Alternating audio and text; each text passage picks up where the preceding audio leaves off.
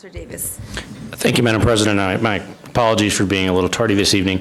Ms. Nair, I wanted to follow up on a conversation you and I had earlier today, and I'm sure we'll have a chance to do more about this as we learn more. But we saw some news this weekend that APD was revising and updating its crime stat reports, in part due to some changes in the way they've been doing that work. And I was hoping you could tell us a little bit, or I know Chief Armijo is here, could give us a very quick synopsis of sort of why we're changing those data and what impact that's going to have in terms of how the city responds in terms of addressing crime and evaluating our effectiveness. Absolutely. Madam President, Councilor Davis, thanks for that question. We actually just sort of talked about this at a press conference, but for those who weren't able to attend, let me kind of tee it up before I put the expert on, because sometimes when she knows it so well that when she explains it, I can't understand it. So let me explain it at my level, and then she can take it up to her level. Basically, when we came into office, we asked to do quarterly crime statistics briefing. And, you know, like a lot of good ideas, we soon learned why nobody had done that before. But that come back to that at the end of the story. So the way that our crime statistics are put together right now is that there are a couple of different sources of information. So let's say, for example, there's 3 commercial burglaries along Central. That comes in through the computer-aided dispatch center. That's what we call the CAD. That's 911 calls. Let's say it comes in as 3 different calls plus another call from somebody who heard gunshots and another person who saw a suspicious person running down the street. So you've got 5 different CAD records, and they're each being logged in as something different. There's some commercial burglary, there's some suspicious activity, and so forth. Then time moves along, folks are dispatched out to the field. Let's say that they discover a 4th burglary in the next business that the owner hadn't called in yet. So now you've got 4 burglaries, 5 CADs, and one of those burglaries does not match the CAD. Then time goes on, let's say everything goes great, we investigate, we find the person. First of all, just to link those 5 CAD calls, that's all happening manually. Let's say one of the officers who responded has a typo in their report. That is also getting fixed manually by someone in records looking at it and saying there's a typo, sending it back to the field officer, sending it back to records. So then we go ahead and catch the person. Then the police report and the actual information related to the following up on the crime, the investigation, are going in our records management system, the RMS. And that may show up as 1 record, or it might show up as 3 records, but it is shockingly not connected to those CAD numbers except as we do that manually. So right away you can see that if you just pull the numbers from the CAD or you just pull the numbers from the RMS, you're going to get 2 different sets of numbers. Then on top of that, you add, human error, and then also the conversion, as we've talked about many times before, between the UCR and the NIBRS, the federal standards for reporting. All of this caused room for error. But how we discovered this was we ended up having about 8 vacancies in the records department, which slowed everything down to a snail's pace. So all this manual work that was happening also slowed down.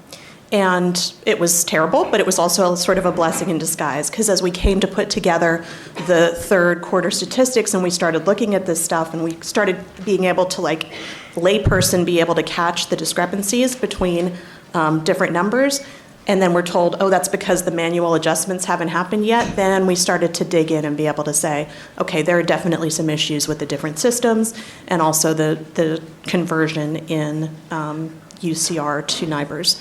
And that's when on October 21st, I know Councilor Borrego had actually asked for a stats briefing, I think in early September. We didn't give it until October 21st because we were trying to get all this straight, and that's when we came to you with new numbers. We said, these have been adjusted from the last time we talked about numbers, and by the way, there are issues with these systems, and Deputy Chief of Staff Liz Armijo started to sort of give this explanation at that time. So that's how we got here. That's when we discovered it. I just want to be clear that we've been transparent about it, both to you and to the public.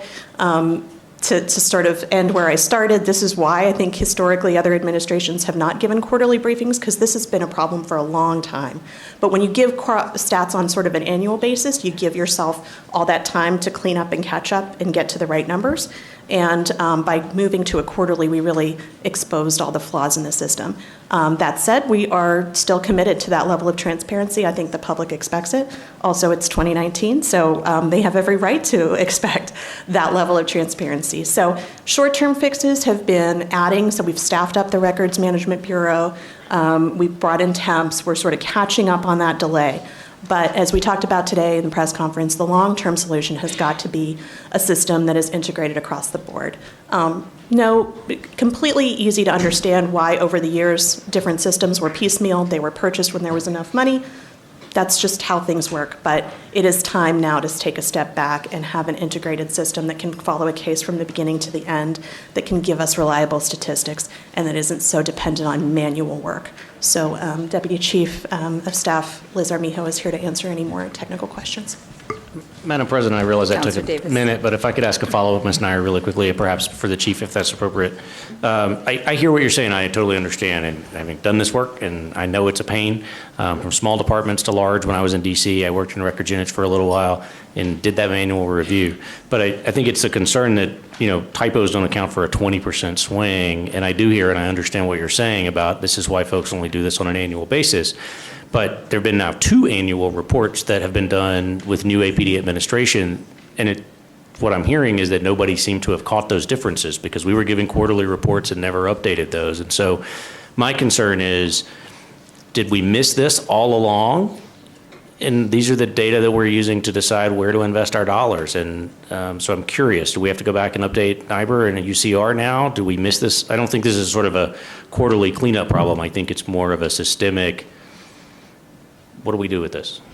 Okay, so here's where we are right now, Madam President and Councilor Davis.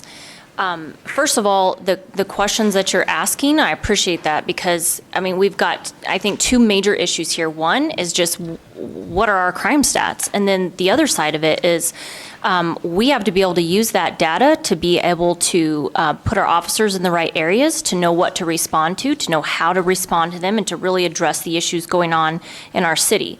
So to put it very simply is we've got an antiquated data management system that is just not efficient. And I'll tell you a couple reasons for some of the shifts in our numbers. And so between, let's say, just for an example, you've got someone that goes on vacation over the summer, they come home and they find their home has been burglarized. There's going to be a delay in that reporting, or even a victim of a crime may decide that they choose to report it at a later date. So not all crimes that occur are even reported on the date of occurrence. Then you have, the response time, and the officer takes a report. But let's say the report is written as a larceny versus a burglary. It has to go through multiple steps in that process to finally make it to the record system in order to be manually looked at, which is very time consuming, and then get kicked back in the process, corrected, and now go through the system again as what it actually is, which is a burglary. But Madam President and Chief, I understand that. And as I said, I did this work and I understand it. And, even though it was a smaller department, when I was managing this for UNM, we worked with APD to do it because we had to share data. Like I physically did this work myself too, and it's not any different than when I did it in the early 2000s. It is still very paper intensive. But that doesn't account for the difference between us saying that rapes went down 30% or 3% when we doubled the number of people in crimes against children and sex crimes, for example. What I'm trying to get at is trying to understand, I know delayed reporting happens in some areas, but these are big differences. And I know we're getting to them now and we recognize them. I'm saying, how far back does this go? Are our numbers in 2017 and 2018 wrong and we just figured it out in the last quarter? Or is this the only quarter where this happened? So, Madam President and Councilor Davis, here's what I understand. As you, I'm sure, are aware, from, in 2018, we switched from UCR to NIBRs.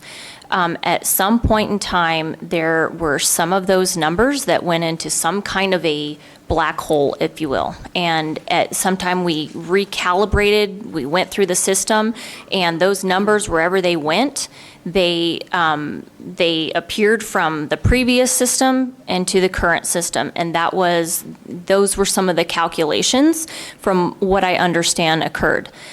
where we are right now, and that's where I think that we have to focus on as far as making the changes to move forward and be successful with our reporting, is we have realized the fact that our data system is inadequate. Agreed. And we are well aware of that, and we are taking steps to fix that. The short-term fixes, whether it be adding personnel and records, we've done, but again, it's like putting a Band-Aid on a larger issue. We're doing the best we can right now still to be transparent with the data that we have. The data is getting calculated. We just, as far as analyzing it and being able to extract it and explain it, that's where we're having the issues right now. So I think at this point, where we are right now is we are making those changes because we cannot be successful overall until we fix that. And Madam President, Councilor Davis, just to give a little more shortcut to your answer, yeah, we got to go back. We have to go back because we can't sit here and say that they're right, or we can't sit here and say that they're wrong. So we have to internally pick a cutoff date, and I think it's going to have to be sort of when we got here, because going back before that with the change in leadership, there's change in command, it's going to be difficult. And we've been in this situation so many times in APD where we've had to stop and go back. And really from the day we got here, whether it was the use of force policies that had to stop and be rewritten, or, there's countless examples. So this is another one. We got to stop and go back. I think we have to prioritize doing that for 2018 and 2019. And then as time allows and as we get staffed up, we can go back before that. But I think trying to go back, 10 years, just not a smart use of resources given how limited those resources are. So to just sort of cut to the chase on that question, that's where we are. And Madam President and Ms. Nair, thank you. I appreciate that, and I'll sort of leave it at this for now. I know we'll have a chance to do this more, and I look forward. Thank you, Chief, and I know we look forward to a more in-depth conversation about how this and what we do next. I agree. We don't have to go back forever, but I do think we need enough to tell us if all the things we've been investing in are working, or if it appears they're working. I'm concerned, having heard from folks in the department and hearing this, and from our IT folks, that as we talk about some of those APIs or some of those data sharings, that there may perhaps be systems that we've, as you mentioned, Chief, just didn't get transferred over, and so we've been whole units that are holding data that we may not have that we need to help us make those decisions. Frustratingly, and I think you and I mentioned this earlier today, I've been waiting on a single report on gun violence in the city from RTCC since April, with 6 emails asking for it, and I can't get a single response on the status of gun violence in our city out of the data we have. I realize we have a data problem, but it's also, we have to make some very quick decisions here about budgets and where we put dollars and whether we invest in more CSP units, CACU units, or what do we do and what's working. And I know that we all share that frustration. I do want to say, Madam President, and then I'll be quiet, I do think it's important. The City Council has talked often about staffing levels and crime reports. And I think over and over we've struggled with how to take a more proactive role in being on top of those so that we're not getting, for example, July stats in September at Councilor Borrego's request.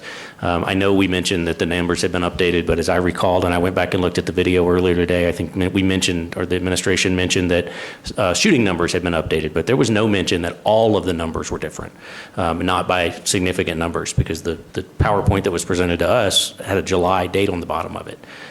It was still those early data. And so I want to be sure that we do that. I think as we move into a new council in the new year, I'd love us to revisit an idea I discovered Councilor Winter had years ago, which is to maybe create a public safety committee in the city council so that on a monthly basis, we have some councilors who are watching those numbers, who are asking those questions, who can help stay on top of that a little more and raise the flag when we need to add money, and raise the flag a little earlier when we're seeing CASA issues, or stat issues or staffing issues, so that we don't get flat-footed on it. I'd love us to consider that with the new council. And thank you, Madam President, for the courtesy this evening. My apologies for being late. Thank you. Councilor Gibson. Thank you, Madam President. I also have a question about that. So it sounds like we've been, this problem in the accounting for crime in the city is something that's been going on for years. There hasn't been suddenly we haven't decided to do something differently and then found that there was a problem. So while it's been inaccurate, we've been at least consistently inaccurate over the years. So I still have the question then, why did we show and I know you tried to explain that to him, and I understood what you said, but what still remains unanswered for me is if the accounting errors have been consistent, why did we show such a bounce?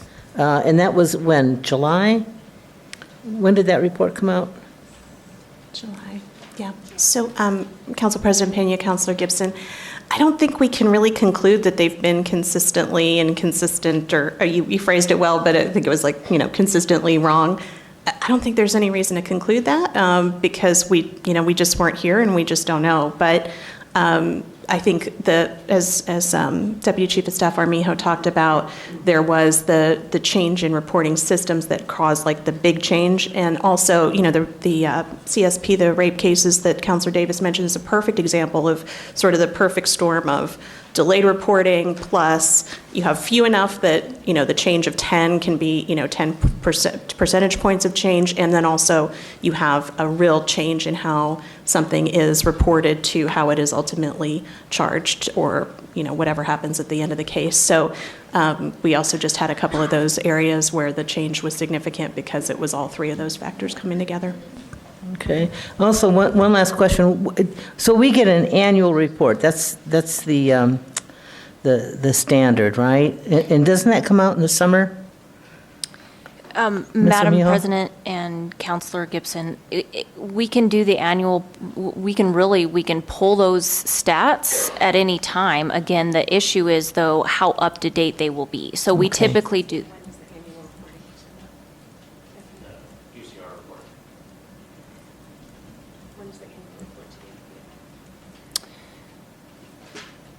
I will follow up with you on that. Okay. I can get you the exact time. Thank you. Councillor Jones. Thank you, Madam President. So I'm terribly confused. So how long have we been doing these reports? From 2 years now, right? Council President Pena and Councilor Jones, we've been doing quarterly stats for 2 years, but we've been doing, the annual reporting, which I think comes out in August of each year, to the FBI since forever. Yeah. So we did it last year. Mm-hmm. Is there an issue there? Have you gone back to look? What was? Council President Pena, Councilor Jones, is what I was trying to express earlier to Councilor Davis's question. We need to go back and check. We do. So if I can put this all together, so if 2018 was wrong, then we're going to have to check that to make sure that we get 2019 wrong. And are we going to go back to get it right? Are we going to go back to 2017? I mean, where does this, when do we think this started, and what do you think is happening? You said something about quarterly reports now, but obviously it isn't just quarterly reports, it is reporting. Council President Pena, Councilor Jones. Yes, my point on the quarterly reports is that instead of having a whole year to kind of clean up the data, as has historically been done, quarterly we're getting more of those data reported before the manual cleanup has happened. That was my only point with the quarterly reports. As I tried to articulate earlier, we have to go back to 2018 and 2019. Going back before that seems like maybe not the best use of limited resources, but we can do that if we want. But at least if we do 2018 and 2019, we have year over year. We don't know that there's a problem, but I don't think we can confidently say that there's not a problem, and so we have to go back. Yeah. Good. Okay. Councillor Borrego, followed by Today, when we had the press conference, I was walking through APD, and, I was in government for 28 years, so that's not saying anything about my age, but I was walking through and thinking, this place looks exactly how it did 20 years ago. There's nothing that's changed, even the railing, the flooring, the walls. And I mean, we're getting back here to basically technology, because you're telling me that you're doing these updates manually, you're having to go back manually, our systems are archaic. And so I guess to me, God help the people that have to go back manually and do all this stuff. And And I'm glad that we have a deadline of when we start and when we move, how we move forward. And I'm glad that we discovered this problem, because it is a major problem. And I've seen it in all over Facebook and all over, social media. What I'm concerned with is, how do we move forward from here? And how do we make it better? Because it seems to me, as counselors, our position is that we need to look at our technology, and we need to look at what APD needs in order to not have this kind of problem again. And moving forward into the future, we had a press conference today, and we talked about, how do we be smarter than the criminals? And, criminals are pretty smart. I mean, they're using these things a mile a minute. And, they're just, it's just crazy. We are at a place in our government where we need to look at, how millennials are communicating, how our next generations are communicating, Gen X, how we're providing information to the public. But we also need to look at the cost for that, for making that leap forward.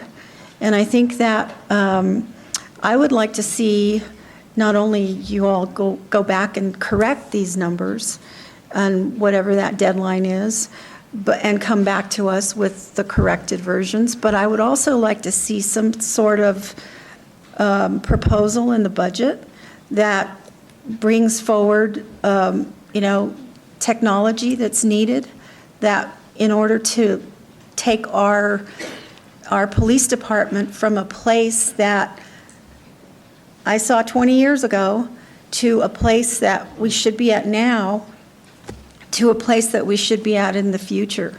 And those numbers, I understand, will probably not be cheap.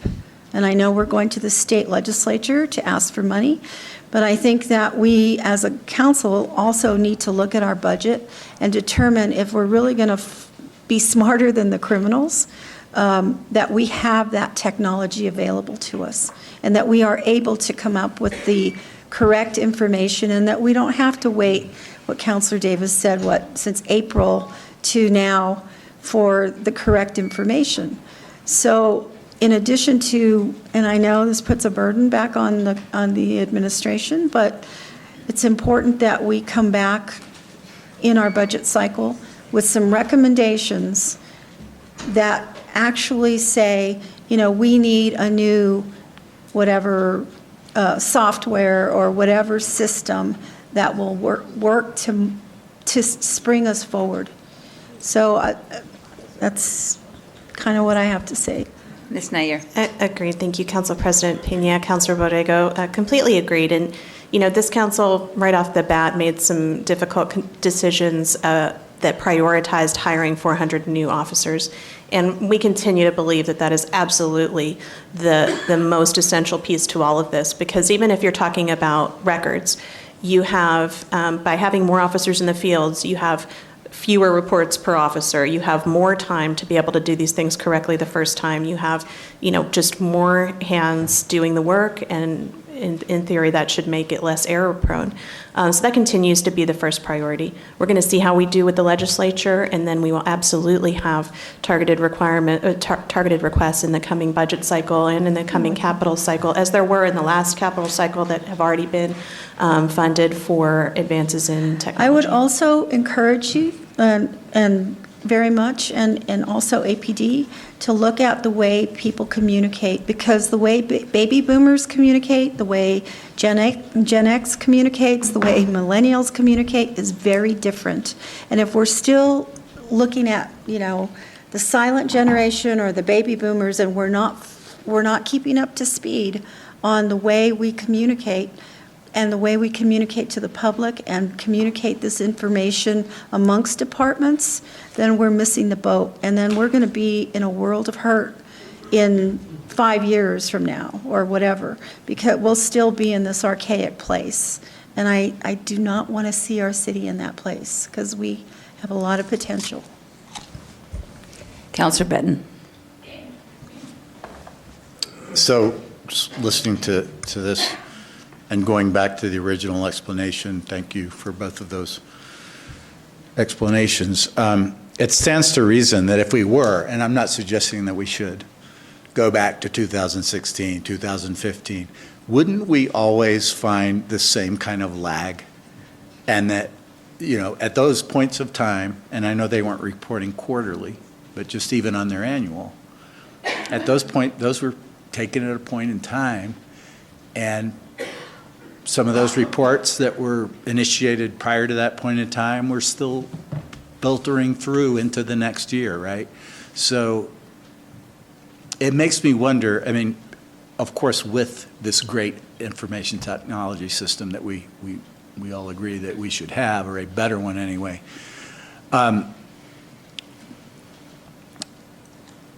is a quarterly reporting, are we just setting ourselves up for another concern? And it's a point-in-time count, is kind of the way I'm hearing it, Ms. Nair. And am I wrong? Council, Ms. Nair. Council President Pena, Councilor Benton, that's a good way to talk about it. It's a snapshot. At any given moment, it's a snapshot. It's more likely to be error-prone the more often you take that snapshot. So I think if we were to have a monthly reporting out on stats, everyone would just have to be okay with the fact that they're going to shift by the next month, because that's going to happen. But what we need to understand is, what is that baseline of shift that we should be comfortable with and expect, and what is outside of that norm, which is another reason that we really do have to at least go back to 2018 so that we can say, okay, just normal course of business, you're going to see a shift of X%. But here in these periods, we saw a shift that was greater because the lag time just doesn't account for where the problems were. Thank you, Madam President. Okay, well, thank you, and I think we're done with public comment. And I just will add that, with everything that's out there about the crime stats, I just really appreciate the fact that we're trying to get crime stats more frequently.